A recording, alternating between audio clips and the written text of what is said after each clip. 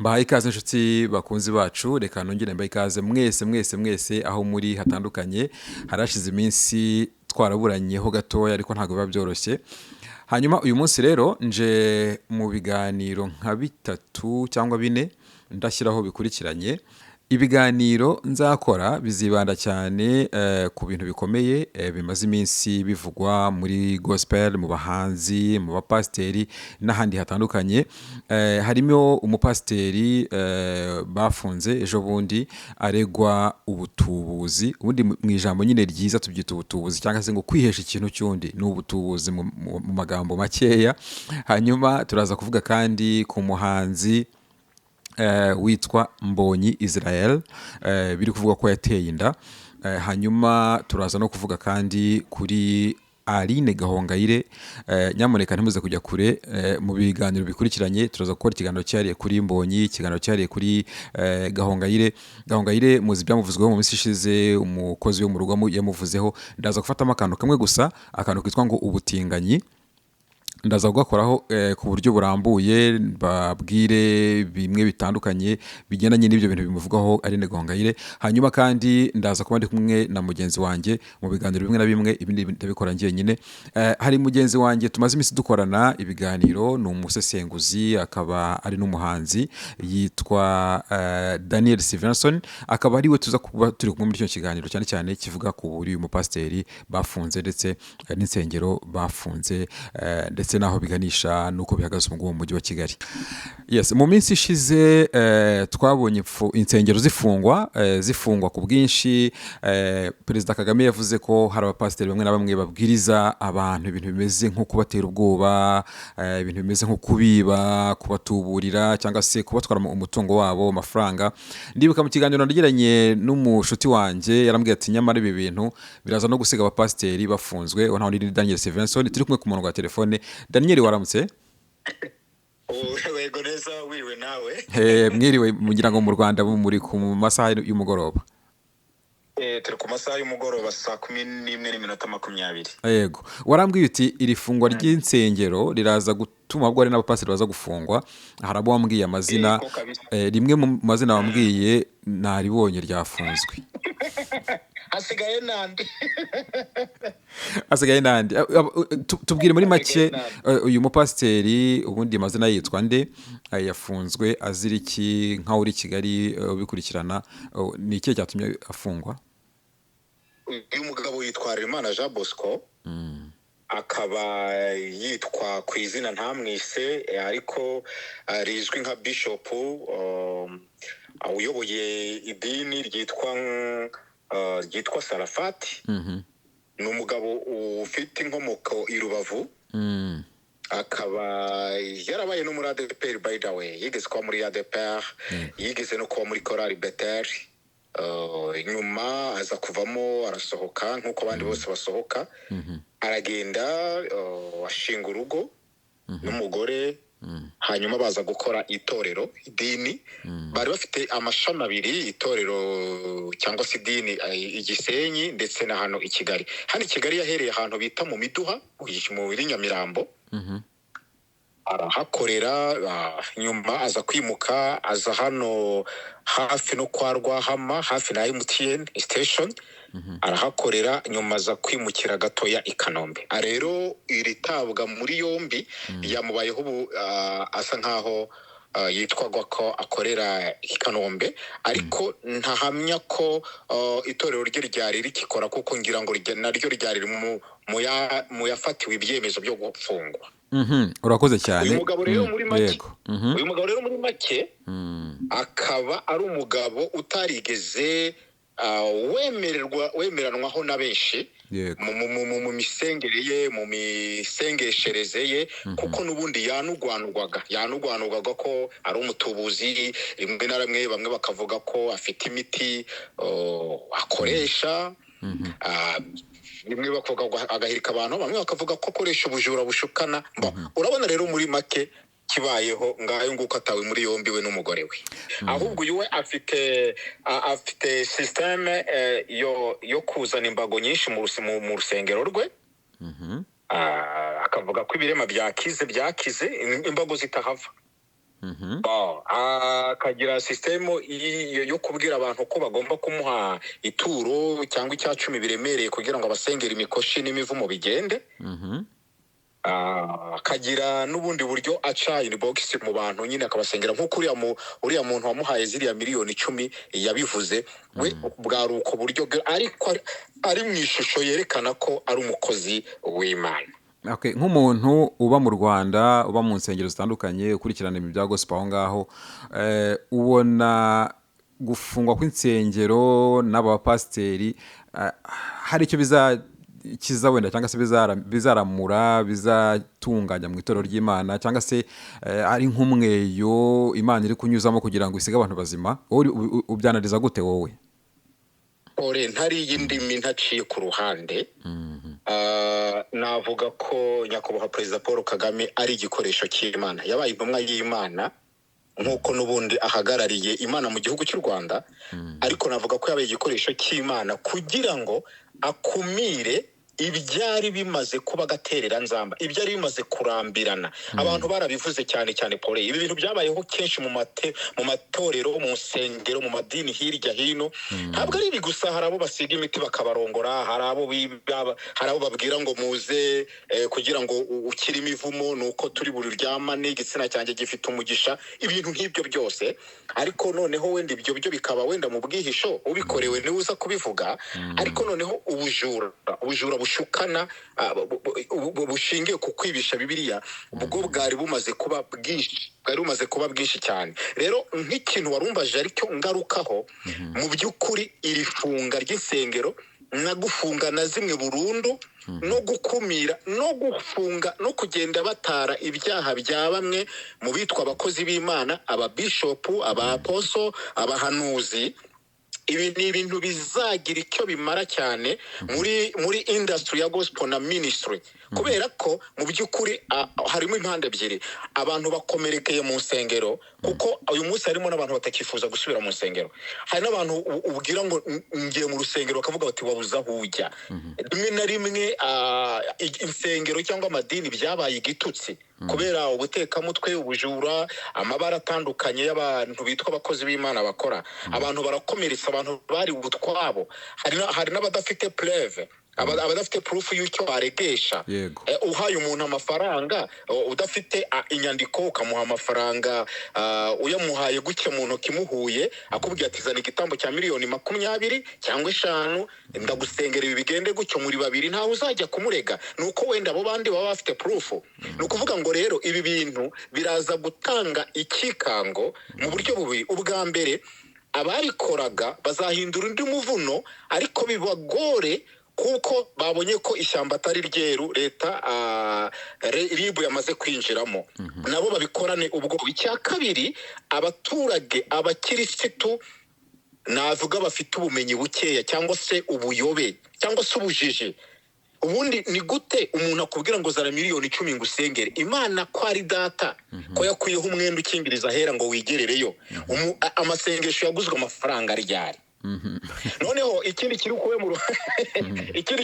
mu ruhande rwa kabiri Pole, nuko n'abakirisitu bari buze kubona koko ibisambo byabaye byinshi, amayera akagaragara, noneho bakamenya n'uburyo babitwara, n'uburyo babingisha, n'uburyo babahendahenda bakabashukashwa kugira ngo babakureho ayo mafaranga. 85% ndahamya ko iri funga ry'isengero gukurikirana abashumba mu buryo bwo kubagenzaho ibyaha biragira icyo biramura, biragira icyo bimarira abanyarwanda nk'abanyarwanda b'igihugu cy'u Rwanda, kandi bikagira icyo bimarira abantu b'u Rwanda b'abana b'Imana bari mu rusengero.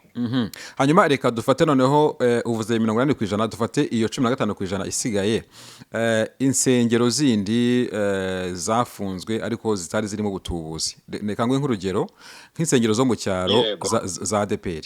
Ngira ngo ni insengero abakristo benshi bahuriragamo, abantu bo mu cyaro, ba mama, ba data wacu, nyine abantu bo mu cyaro.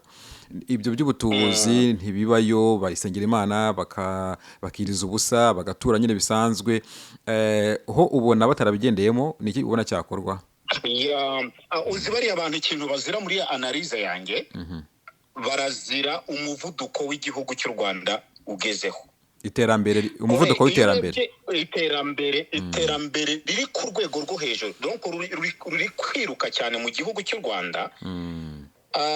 Kubera ko usanga mu myaka iri imbere nk'icumi bizaba bigoranye kumenya icyaro n'umujyi, kubera ko usanga icyaro n'umujyi bisa nkaho biri gufatana. Nk'iyo urebeye wenda ngo haye urugero uhereye hano Kabuga ukagera Rwamagana, vrema ntago wame uzasanga nta tandukaniro ry'umujyi wa Kigali na Rwamagana. Nuva Inyanza ya Kicukiro kugera Nyamata uzasanga ibintu bijya kuba kumwe. Nuva Nyabugogo ukagera hano za Gihara za Ruyenzi uzasanga no kugera hirya usanga iterambere ryarageze kure. Kusanga mu giturage nta muntu ugipfa gucira hasi upfa kujugunya umwanda, kubera ko amategeko n'amahame abereka kugendana n'iterambere. Noneho rero izi nsengero zo hanze zitari mu butubuzi zizize, no kuvuga ngo zizize iterambere, zizize igishushanyo mbonera kiri kugenda kibaho. Mu nsengero nk'ubu hari umushumba ushumbye itorero rimwe rya ADEPR mu karere ka Nyagatare, yari afite amatorero agera nko mu 10 ariko sigaranye insengero zitarenze 3. Nagaragaje kuganira nawe ambwira ko ikibazo ari za nsengero nyine zubatswe kera, zigifite utubazo, zidafite urwo rukarabiro, zidafite izo parking, donc zidafite bimwe leta ishaka by'iterambere. By'iterambere. Abazashobora kubigeraho bazazifungura, hari izo bagenda bafungura, ariko hakaba hari n'izo batazafungura pore. Bizasaba ko basenya, bakubita hasi, bakongera bakubaka. Bakongera bakubaka. Reka nguhe urugero. Urabona nko hari nk'agasengero kahozeho ka ADEPR kabayeho muri za 60 hano i Nyarugenge. Yego. Nka rura rusengero rubaye rukiri i Nyarugenge rugihari, ntago wavuga ngo urwo rusengero wazarwa miliyora uretse gukubita hasi. Hari insengero zimeze gutyo uretse no mu byaro na hano mu mujyi. Hanyuma icyakabiri ndi kuvuga ikizi insengero ziri kurizera zo mu biturage ko ari iterambere, ari nazo inyinshi za hano i Kigali nazo ziri kuzira iterambere. Ariko nanone ubusasenguzi bwanjye bwinjiriye gatoya mu mboni ya leta gato. Yego. Urabona ko bashaka kugira insengero ziri civilize, zifite igishushanyo mbonera nk'icyo amazu yo mu Rwanda no mu migi imeze. Kuko bashaka kugabanya akajagari k'insengero. Urabona nk'ibi bya ADEPR ni sogokuru, reka ariko tubyemere, n'utabyemera yaba ashaka kwigirizaho nkana. ADEPR urabona ifite urusengero cya hafi Biryogo, ku Muhima, mu Gakinjiro, Kiyovu, Gitega. Pore izi nsengero ntago uzazihabona zose. Yego. Mu minsi izaza uzaba utakizibona, ahubwo bizagaragara ngera ubucucike n'akajagari k'ubwo busengero, haba urusengero rumwe cyangwa ebyiri runini rwiza, zijyanye n'igishushanyo mbonera, rumwe rwiza rujyanye n'igihe, runini rufite ibisabwa, rwerekana nyine ko ruri mu mujyi. Noneho urwo rusengero rushaka rugira amateraniro 3 cyangwa 4, ariko aba ari urusengero rumwe rupresenta umujyi. Yego. Ahanini iki kintu nacyo kiri mu cya kabiri cyo gusenya insengero nyinshi no kuzikuraho mu rwego rwo guca akajagari. Nk'ubu urabona nka hano mu cyaha hafi ku Gitega, bari kuhazamura amanivo y'ama etage y'imidugudu. Yego. Bwabuze bwose bari kubusenya. None se pore urambwira ngo urusengero rwubatswe muri 80 ntago rwahaguma kamera. Ntago rwahaguma, birumvikana. Hari n'ikintu nigeze kuvuga mvuga nti wenda se byanashoboka ko nka Kimisagara kafata nka Kimisagara ubona urusengero Kimisagara, ukabona urundi mu Nyakabanda, ukabona urundi mu Kove, ukabona urundi nyine ugasanga ni insengero nk'eshanu ziri ahantu hamwe, kandi zishyize hamwe zishobora kubyara ikintu gikomeye cyane. Umuntu yarambwiye ati ibyo bintu biragoye kubera ibintu byitwa icyubahiro. Donc abapasiteri benshi bashakira cyangwa se abantu benshi bihaye Imana baba bashaka ibyubahiro. Niba hari insengero 5 ubwo n'abapasiteri 5 b'abanyabyubahiro bafite amamodoka, abantu bashumbye. Ati rero abo bantu ubashyize hamwe bose cya cyubahiro cyabura. Donc ubyo ngibyo bibona gute? Ntago aba conflict. Ahangaha abo muntu yavuze iki kintu, ariko ngereka mbe opposite nawe. Uzashaka icyubahiro cye binyuranye n'amahame ya Repubulika y'u Rwanda uko ibiteganya, azajya gushaka icyubahiro muri leta ye. That's true, bro. Niko kuri. Kono kuri, yeah. azajya gushaka icyubahiro muri leta ye. Ariko niba leta y'u Rwanda ivuga ngo ntishaka ubucucike bw'insengero, icya mbere n'uburyo bavuga ngo ntibizashoboka, bizanashoboka cyane. Hanyuma ubwo bitashoboka se ko insengero bazifunze ziraterana, abashatse guterana se ahantu hamwe za Ngarama ntibabafunze kubera ko ntawe ujya hejuru y'itegeko. Icya kabiri, leta ikimara kwinjira mu itorero rya ADPR ku bwa Samuel, ku bwa Tomu, ku bwa Karuranga Ephraim na Karangwa, bikaba ngombwa ko noneho leta RGB iza mu itorero igashyiraho ubuyobozi. Barasakuje, abantu bavuga byinshi, ubuyobozi ntibuyoboye, ntibushyiraho ibyemezo, abantu ntibayobotse, abatarayobotse baragiye. Uyu munsi hagezeho igihe cyo kwicaza abavugabutumwa bitwa abarimu badafite niveau d'étude, yaba y'amashuri yisumbuye n'abanza, barahari pore. Umuntu akaba yarize amashuri 5 ya primaire akitwa mwarimu. Abo ngabo ntabwo system irabagumana, irabarejeta. Abantu barasakuza, ariko ntabwo biratuma Ndayizeye Isayi uyoboye ADPR mu rwego rw'igihugu ananirwa gushyira mu bikorwa ibyo ADPR igomba kuba byo, ndetse anasabwa na leta. Abantu bavuga ngo leta ngo ntabwo igomba kwinjirira amadini, n'ubuswa bro.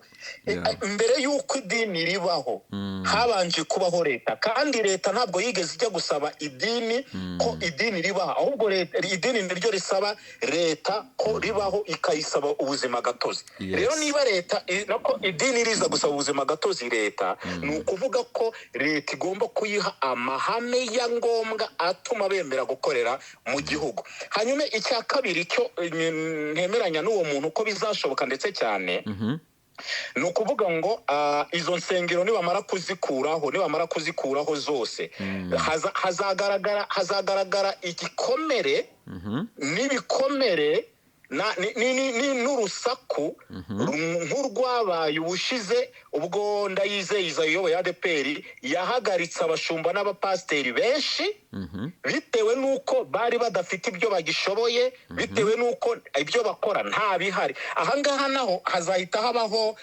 uburyo nabwita ngo iki, uburyo bw'igabanya n'iringaniza mu matorero, cyane cyane twivugira ADPR ni ikunda kugira ama insengero nyinshi n'abapasiteri benshi. Urumva niba n'abapasiteri benshi, kandi iri naryo rikaba ari ikosa ryagiye ribaho rimwe na rimwe mu kwimika abantu batabanje kureba ese abantu tugiye kwimika tore ifite ubushobozi bwo kubatunga, ese abantu bose bafite uburenganzira bwo kwimikirwa inshingano.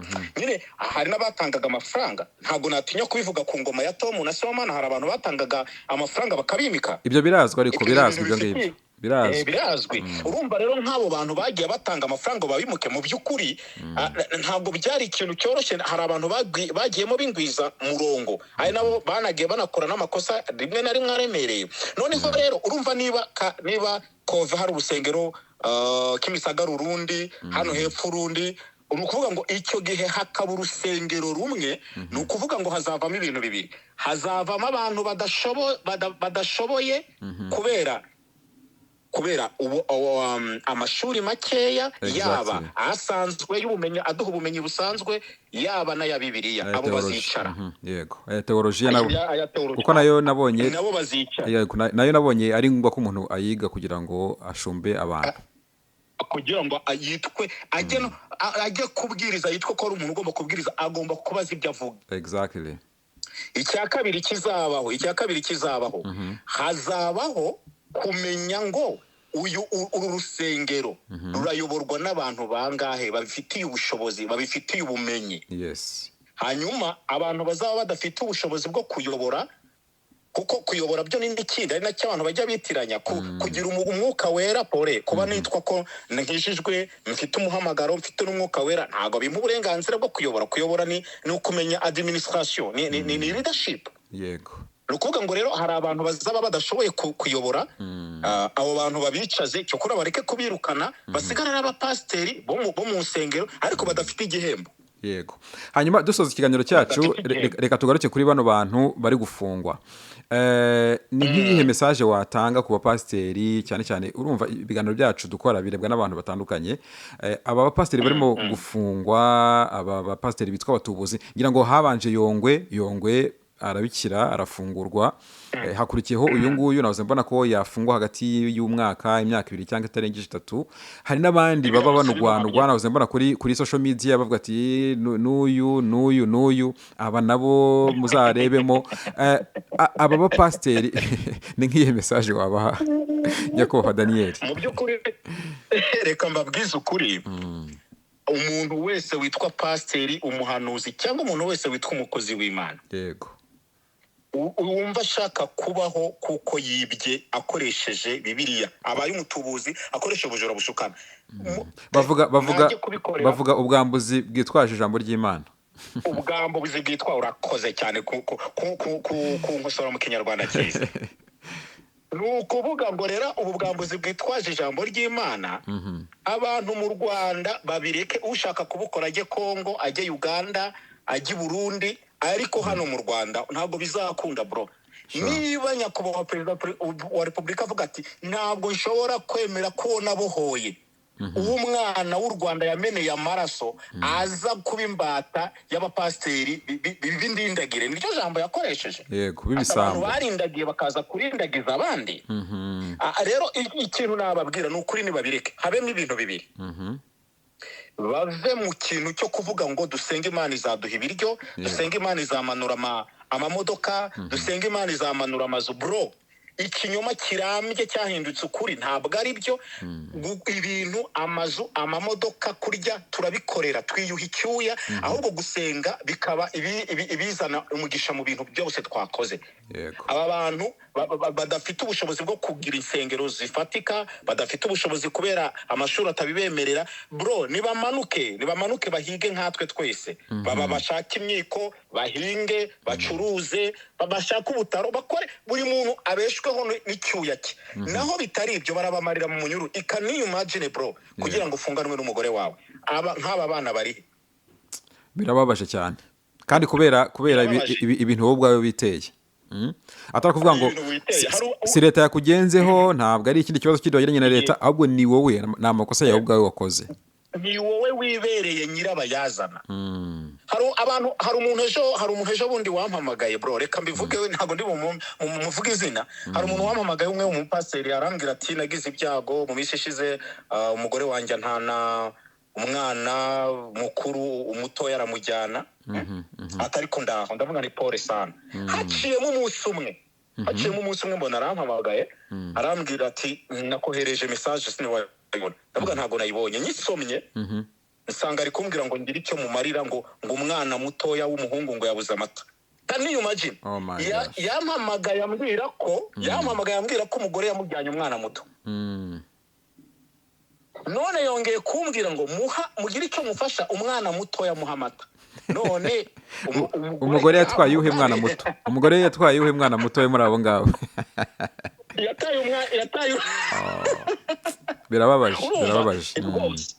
Nayumva n'iki kiganiro yikosore, ntabwo ari byo. Nirinze kugira comment mushyiraho, ndaceceka nabwo, ariko rwose abantu, n'undi wese, tureke no kuba yaba ari umupasiteri, umuntu wese ushobora gushaka kurya atakoze, akoresheje ubujura bushukana cyangwa n'ubwambuzi bwitwaje Bibiliya, babihagarike pe. Kuko leta, urabona ko social media mu comment bavuga bati na runaka.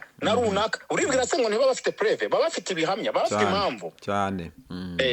Yes, ngira ngo ibyo uvuze uti bafata umwiko, bashaka akazi bakore, ni nako Paulo yabivuze. Paulo yaravuze ati ngewe rimwe na rimwe mboha amahema kugira ngo ntabera umutwaro, ntabera umuzigo bene data. Urumva rero abapasiteri bo nyine nabo bagomba kuyoboka iyo nzira ya Paulo, bagakora bakabyaza umusaruro ubwenge bwabo, ariko atari gutuburira abantu. Daniel, reka ngushimire cyane ku musanzu uduhaye, kandi nizere ko umeze neza muri Kigali, ndetse n'abanyakigali mwese muguwe neza. Yego bro, tumeze neza, tuguwe neza, nawe Imana gukomereza amaboko ahantu uri. Kandi twibuke gakambaye cyanditswe Yesaya ibice 3:10.